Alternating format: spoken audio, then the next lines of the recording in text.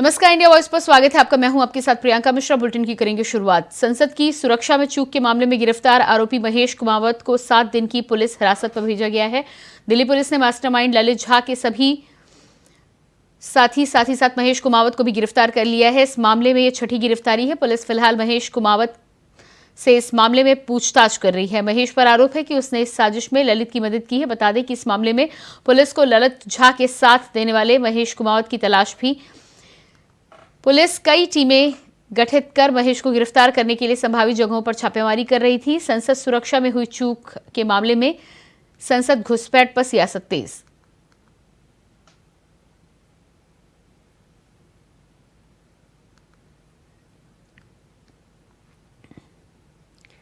संसद में सुरक्षा चूक की घटना पर कांग्रेस सांसद राहुल गांधी का बयान सामने आया है, जिसमें उन्होंने पूछा है कि ऐसा क्यों हुआ। देश में मुख्य मुद्दा बेरोजगारी है। साथ ही साथ उन्होंने कहा कि प्रधानमंत्री मोदी की नीतियों के कारण देश के युवाओं को रोजगार नहीं मिल रहा है और यही इस घटना का कारण है।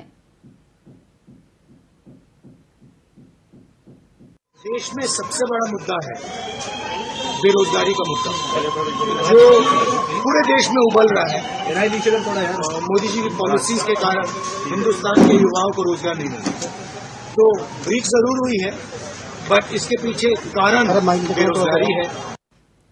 दिल्ली संसद में सुरक्षा चूक की घटना पर कांग्रेस के राष्ट्रीय अध्यक्ष मल्लिकार्जुन खड़गे का बयान सामने आया है। गंभीर मामला है और उस पर सरकार को ध्यान देना चाहिए और कहा कि हम सदन में बार बार कह रहे हैं कि केंद्रीय गृह मंत्री आकर बयान दे, लेकिन वो यहां नहीं आना चाहते, बयान भी नहीं देना चाहते।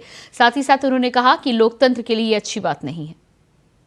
सिक्योरिटी जो ब्रीच हो गई है, ये गंभीर मामला है और इस पे सरकार ध्यान देना चाहिए। और हम पार्लियामेंट में बार बार ये कह रहे हैं कि होम मिनिस्टर आकर स्टेटमेंट दे, लेकिन होम मिनिस्टर वहां आना नहीं चाहते और स्टेटमेंट देना नहीं चाहते। क्यों हुआ, कैसा हुआ, क्या कारण है, इसके बारे में कोई बताना भी नहीं चाहते हैं।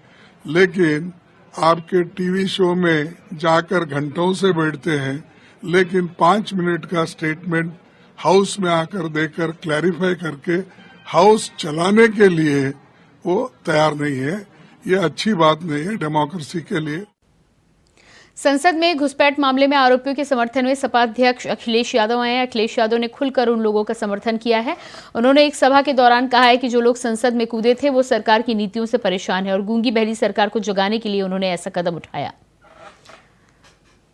लोकसभा में जो नौजवान कूदे हैं, ये सही बात है कि सुरक्षा, और वहां पर सुरक्षा जो प्रधानमंत्री जी का ड्रीम प्रोजेक्ट था, अगर ड्रीम प्रोजेक्ट में जो लगभग 25,000 करोड़ का बना है, वहां की सुरक्षा ऐसी है, तो मुझे लगता है कहीं न कहीं साजिश भी है और षड्यंत्र भी है। क्योंकि कहीं इसी बहाने सरकार की कोई तैयारी तो नहीं है, कहीं इंटरनल सिक्योरिटी और सुरक्षा के बहाने लोगों को डराने की तैयारी तो नहीं है। एक तो सवाल वो खड़ा होता है और दूसरा सवाल खड़ा होता है, कई प्रतिष्ठित अखबारों ने कहा कि नौजवान बहुत त्रस्त थे। नौजवानों के परिवार से जब जर्नलिस्टों ने बात की तो परिवार के सदस्यों ने बताया कि नौजवान दुखी थे, उन्हें रोजगार और नौकरी नहीं मिल पा रही थी। इसी वजह से गूंगी बहरी सरकार को जगाने के लिए वो नौजवान लोकसभा में कूद गए। और इसी खबर पर दिल्ली से हमारे साथ संवाददाता अजीत कुमार लाइव जुड़ चुके हैं। जी अजीत, जिस तरह से सपा सुप्रीमो अखिलेश यादव ने यहाँ पर उन तमाम आरोपियों का समर्थन किया है, उसके बाद क्या कुछ जानकारी निकलकर सामने आ रही है? देखिए प्रियंका, जिस तरीके से 13 दिसंबर को जो संसद भवन में चूक का जो मामला सामने आया, उसके बाद न केवल सपा अध्यक्ष बल्कि तमाम जो विपक्षी दल हैं, चाहे वो कांग्रेस के जो पूर्व अध्यक्ष रहे राहुल गांधी हो या फिर अभी मौजूदा अध्यक्ष मल्लिकार्जुन खड़गे हैं, तमाम लोग जो है अलग अलग अंदाज में केंद्र सरकार के खिलाफ आक्रामक तेवर दिखा रहे हैं। जायपुर अखिलेश यादव ने इस मुद्दे को जोड़ते हुए देखा है कि रोजगार न मिल पाने के कारण युवा भटक रहा है। वहीं राहुल गांधी ने भी इसको बेरोजगारी से जोड़ते हुए केंद्र सरकार की नीतियों के परिणाम स्वरूप ये जो घटना हुई है उसको घटना का करार दिया है। जबकि अगर मैं बात करूं मल्लिकार्जुन खड़गे की, तो उन्होंने भी साफ तौर पर केंद्र की मोदी सरकार पर हमला बोलते हुए केंद्रीय गृह मंत्री अमित शाह पर तंज कसा है और साफ कहा है कि उन्हें संसद में एक बार बयान जरूर देना चाहिए उस मुद्दे पर।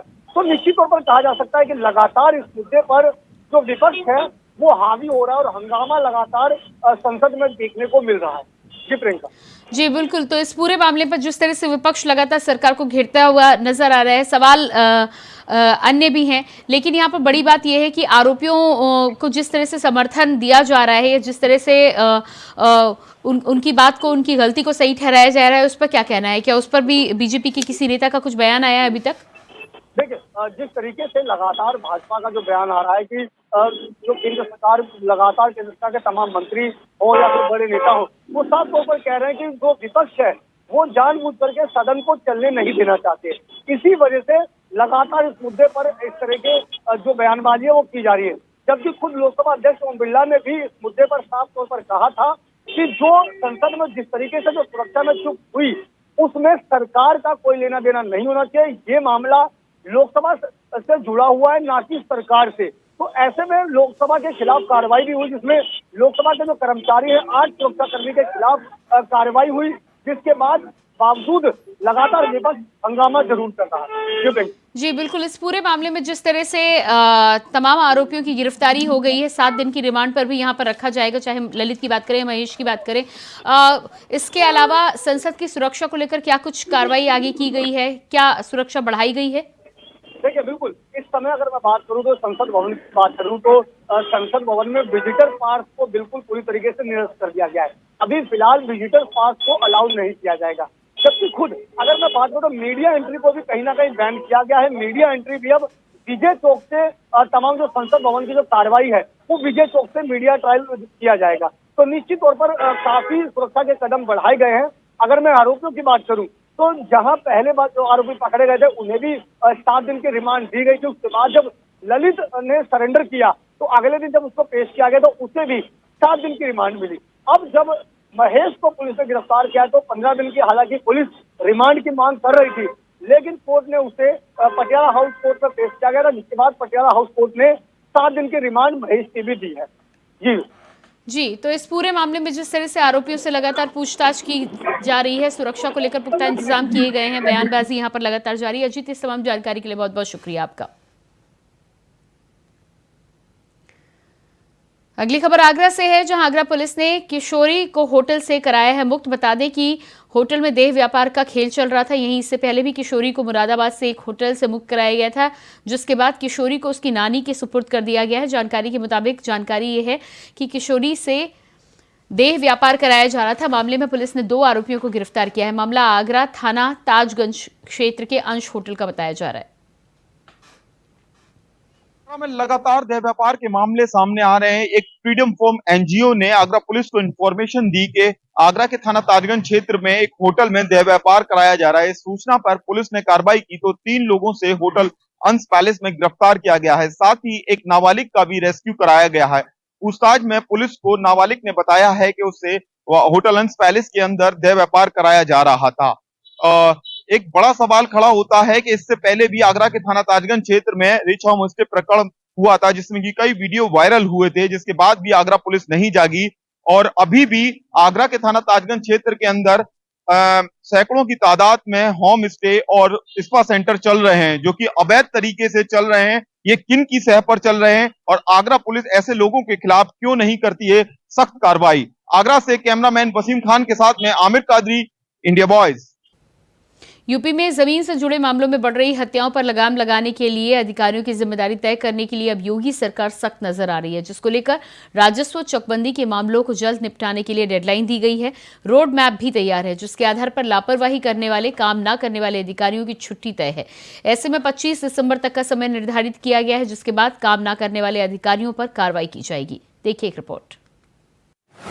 तैयार हो रही सभी डीएम कमिश्नर की रिपोर्ट कार्ड। अगले 10 दिन राजस्व मामलों की होगी समीक्षा। फिसड्डी कमिश्नर डीएम नपेंगे, गिर सकती है गाज। 18 कमिश्नर 75 डीएम का तैयार होगा लेखा जोखा। यूपी में जमीनी विवाद में होने वाली हत्याओं पर लगाम लगाने के लिए सीएम योगी ने एक एक्शन प्लान तैयार किया है। योगी ने राजस्व चकबंदी के मामलों को जल्द से जल्द निपटाने के निर्देश दिए हैं। बकायदा इसके लिए रोड मैप और डेडलाइन भी तय कर दी गई है। आपको बता दें कि मुख्यमंत्री ने तमाम वरिष्ठ अधिकारियों के साथ समीक्षा बैठक की और जिम्मेदारी सौंप दी है कि ये काम जल्द से जल्द निपटे। इतना ही नहीं, इन मामलों के निपटारे में लापरवाही करने वाले फिसड्डी कमिश्नर और डीएम भी हटाए जाएंगे। 25 दिसंबर तक अभियान चलेगा और खराब प्रदर्शन पर जवाबदेही भी तय की जाएगी। योगी सरकार ने राजस्व और चकबंदी में लंबित पड़े मामलों को खत्म करने के लिए ये फैसला लिया है। सरकार ने राजस्व विभाग के अधिकारियों को मंडलों में जाकर समीक्षा करने के निर्देश दिए हैं। आपको ये भी बता दें कि ये अभियान 15 से 25 दिसंबर तक किसी भी हाल में पूरा करना होगा, जिसमें 18 कमिश्नर और 75 डीएम का लेखा जोखा तैयार होगा। परफॉर्मेंस के हिसाब से अधिकारियों की तैनाती भी की जाएगी। पहले चरण में 5 कमिश्नर और 5 डीएम की रिपोर्ट सौंपी जाएगी। राजस्व संबंधी विवाद समाप्त हो, उनका समाधान हो, इसके लिए माननीय मुख्यमंत्री जी ने जो कमिश्नर्स हैं और जो कलेक्टर्स हैं उनको आदेश दिए हैं, उनकी अकाउंटेबिलिटी फिक्स की है कि जिन जिलों में ये विवाद पाए जाएंगे, इनका निपटारा नहीं होगा, उन अधिकारियों के खिलाफ वो एक्शन लेंगे। सुशासन को साकार करने के लिए लोगों की जवाबदेही तय करना, वो चाहे कलेक्टर हों, कमिश्नर हों या मातहत अधिकारी हों, ये आवश्यक है, जो माननीय मुख्यमंत्री जी ने किया है। और यही कारण है कि उत्तर प्रदेश में जो सुशासन साकार हो रहा है, उसके पीछे जो माननीय मुख्यमंत्री जी का एक्शन है और जो उनकी अधिकारियों पे अकाउंटेबिलिटी फिक्स करना है, ये एक बड़ा कारण। यानी फिसड्डी मंडलायुक्त, डीएम, एसडीएम और तहसीलदारों को अपनी कुर्सी भी गंवानी पड़ सकती है। खराब प्रदर्शन करने वालों को नोटिस देकर जवाब तलब किया जाएगा और उसके बाद कार्रवाई होगी। 7 साल हो गए, क्या मिला प्रदेश को? सिर्फ बेरोजगारी मिली, भ्रष्टाचार मिला, उत्तर प्रदेश अपराध का जंगल राज बन गया, दलितों पर अत्याचार होता रहा, अधिकारी भ्रष्टाचार में जमकर लगे हुए हैं, जनता की गाड़ी कमाई को भ्रष्टाचार में निकाला जा रहा है। तो अब उत्तर प्रदेश के मुख्यमंत्री श्री योगी आदित्यनाथ जी हर मोर्चे पर विफल हो चुके हैं। अब अधिकारियों के ऊपर उनका नियंत्रण नहीं है, ये सिर्फ दिखावा हो रहा है। प्रदेश की भाजपा सरकार हर मोर्चे पर विफल हो चुकी है। अब जनता बदलाव चाहती है, 2024 में बदलाव होने जा रहा है। दरअसल ये फैसला इसलिए भी लिया गया है क्योंकि हाल ही में कई बार देखा गया कि यूपी में मामूली जमीनी विवाद के चलते खूनी संघर्ष हो जाता है। ऐसे में इन घटनाओं पर लगाम लगाने के लिए सीएम योगी ने राजस्व चकबंदी के मामलों को जल्द से जल्द निपटाने के निर्देश दिए हैं।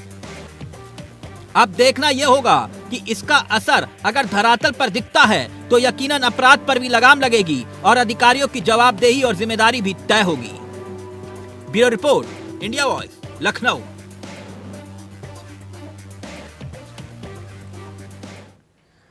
झारखंड के मुख्यमंत्री हेमंत सोरेन को ईडी के छठे समन की बात भी पेश न होने के बाद अब ईडी विकल्पों पर विचार कर रही है, जिसके बाद माना जा रहा है कि सीएम हेमंत सोरेन को वारंट से लेकर गिरफ्तारी पर भी प्लान ऑफ एक्शन जारी है। देखिए एक रिपोर्ट। चिंता मत करो, जब तक हेमंत सोरेन जिंदा है और झारखंड मुक्ति मोर्चा जिंदा है, इस राज पर बुरी नजर डालने वालों को हम लोग कभी नहीं बर्दाश्त करेंगे। इस वीर भूमि को बदनाम करने वाले लोगों को कभी बर्दाश्त नहीं करेंगे। तो क्या सीएम हेमंत अब इमोशनल कार्ड खेल रहे हैं?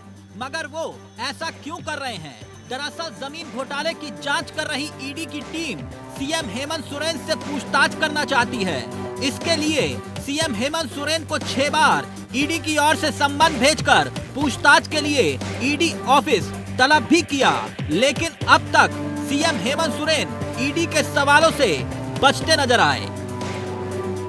कभी हाई कोर्ट तो कभी सुप्रीम कोर्ट का दरवाजा खटखटाया, मगर अब ईडी की ओर से सख्त कदम उठाए जाने की संभावनाओं के बीच CM Hemant Soren emotional card खेल रहे हैं। ऐसे में सवाल ये कि सीएम हेमंत सोरेन के खिलाफ क्या गिरफ्तारी के वारंट के लिए कोर्ट भी ईडी जा सकती है, और इस बात का आभास खुद मुख्यमंत्री हेमंत सोरेन को भी हो गया है। इसलिए वो इस तरह के बयान दे रहे हैं। चिंता मत करो, जब तक हेमंत सोरेन जिंदा है और झारखंड मुक्ति मोर्चा जिंदा है, इस राज पर बुरी नजर डालने वालों को हम लोग कभी नहीं बर्दाश्त करेंगे। इस वीर भूमि को बदनाम करने वाले लोगों को कभी बर्दाश्त नहीं करेंगे। बड़ी चतुराई से हमारे ही कुछ लोग, हमारे जात परिस का लोग, उन लोगों का एक दलाल बनकर के, एजेंट बनकर के हमारे योजनाओं को उनको दिखाई नहीं देता और पूरा भ्रम फैलाने में लगा है कि सरकार कुछ नहीं कर रही। हम सुनना चाहते हैं इस मंच से। सूत्रों की माने तो ईडी अब झारखंड के मुख्यमंत्री हेमंत सोरेन के खिलाफ वारंट और कार्रवाई के विकल्पों पर विचार कर रही है। सीएम हेमंत सोरेन ईडी के 6 सम्मन को नजरअंदाज कर चुके हैं। उन्होंने सम्मन की हर तारीख पर जवाबी पत्र को भेजा, लेकिन वो एजेंसी के सामने पूछताछ के लिए हाजिर नहीं हुए। ईडी अब उनके खिलाफ कोर्ट से वारंट जारी करवाने और उनकी गिरफ्तारी के विकल्पों पर कानूनी विशेषज्ञों से विचार भी कर रही है, जबकि बीजेपी आक्रामक हो रही है और सीएम के खिलाफ कानून की तौहीन करने के जुल्म में उन्हें बर्खास्त करने तक की मांग कर रही है। देखिए, मुख्यमंत्री ये गलती कर रहे हैं और इससे बिल्कुल स्पष्ट हो रहा है। अब राज्य की जनता इस बात को भाली भांति समझ रही है। अगर वो गड़बड़ नहीं किए हो रहते तो फिर भागते नहीं, सीना तान करके पहुंचते ईडी ऑफिस। लेकिन चूंकि इन्होंने इतना गड़बड़ किया हुआ है, उनके पास कोई उत्तर नहीं है जवाब देने को, तो इसलिए कभी हाई कोर्ट, कभी सुप्रीम कोर्ट, और इसलिए बचने के लिए यहाँ से वहां भागते फिर रहे हैं। भाई कब तक भागेंगे? अब तो लगता है वो भागते भागते वो हटवार ही आप पहुंच जाएंगे हेमंत सोरेन। इसलिए अच्छा ये होता कि वो हाजिर होते, अपनी बात को स्पष्ट रूप से रखते। कि क्या हेमंत सोरेन की मुश्किलें बढ़ने वाली हैं? सवाल है कि क्या ईडी अब हेमंत सोरेन पर कोई बड़ा एक्शन लेगी? सवाल ये भी कि 6 बार सम्मन को ठुकराने के बाद अब कानून का हंटर चलने वाला है। और सवाल ये भी कि क्या झारखंड में कुछ बड़ा होने वाला है? यकीनन अगर ईडी एक्शन लेती है तो आने वाले दिन हेमंत सोरेन के लिए मुश्किल भरे हो सकते हैं। मगर सवाल ये कि क्या सीएम खुद को कानून से बड़ा समझ रहे हैं या फिर जानबूझकर भ्रष्टाचार के कथित मामले में वो झारखंड की अस्मिता से इसे जोड़ रहे हैं और राजनीतिक फायदा लेने की कोशिश कर रहे हैं। खैर, ये सियासत है और सियासत में कुछ भी हो सकता है। Bureau report, India voice, Ranchi.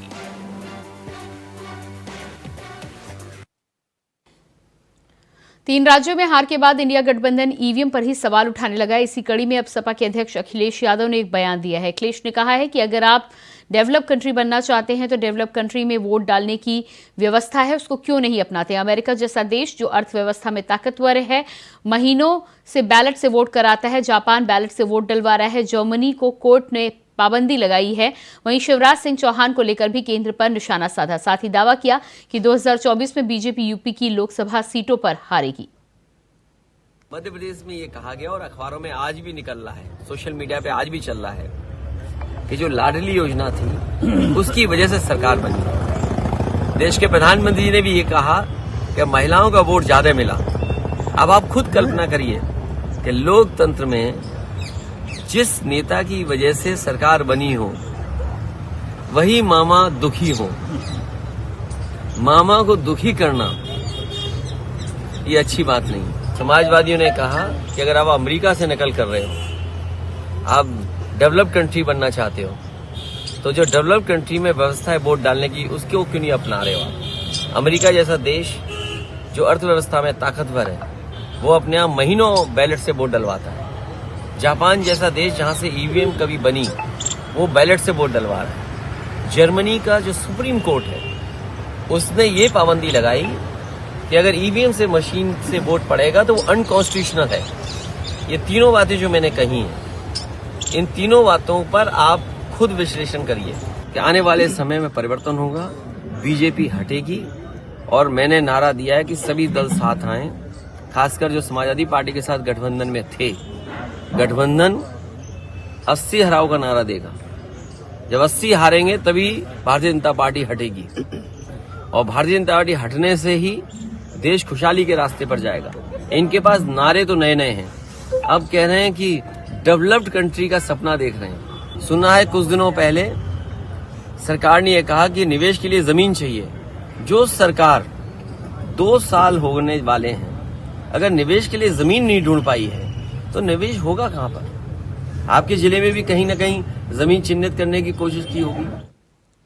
खबर लखनऊ से है, जहां कांग्रेस मुख्यालय कार्यकर्ता प्रदर्शन कर रहे हैं। बता दें कि अपराध बढ़ने की वजह से प्रदर्शन किया जा रहा है। साथ ही कांग्रेसी कार्यकर्ताओं ने महिलाओं की सुरक्षा को लेकर सवाल उठाए। महिलाओं के साथ ही साथ उत्पीड़न अत्याचार को लेकर विरोध प्रदर्शन किया जा रहा है। वहीं कार्यकर्ताओं ने एएसपी हजरतगंज को ज्ञापन सौंपा।